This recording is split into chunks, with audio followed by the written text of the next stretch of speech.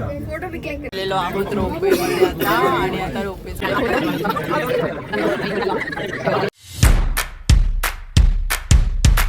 रोपवेसाठी निघालेलो आहोत.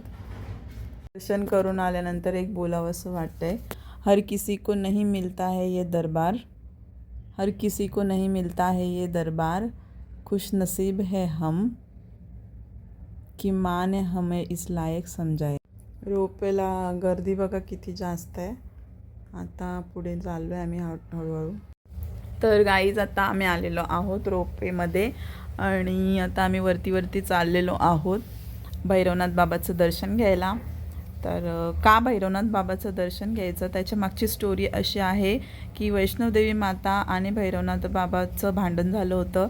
भैरवनाथ बाबा वैष्णोदेवीच्या मागे लागला होता. मग देवीने क्रोधित होऊन त्याची मान उडवली होती आणि त्याचा जो वरचा भाग आहे, मानेचा वरचा भाग, जे आपलं तोंड असतं आणि डोकं असतं, ते जाऊन वरती पडलं होतं आणि त्याच जागी आता भैरवनाथ बाबाचं मंदिर झालेलं आहे. त्यानंतर भैरवनाथ बाबाने विवेचना केली होती देवीकडे. त्यानंतर देवीने त्याला असं वरदान दिलं की जोपर्यंत तुझं दर्शन माझे भक्तजन घेत नाहीत तोपर्यंत माझी यात्रा पूर्ण होणार नाही. त्याच्यामुळे भैरवनाथ बाबाचं दर्शन घेतल्यानंतरच आपली वैष्णवदेवीची यात्रा पूर्ण होते. आता आम्ही पोचलेलो आहोत भैरवनाथला. आता पाया पडणार आणि परत रोपवेने खाली जाणार.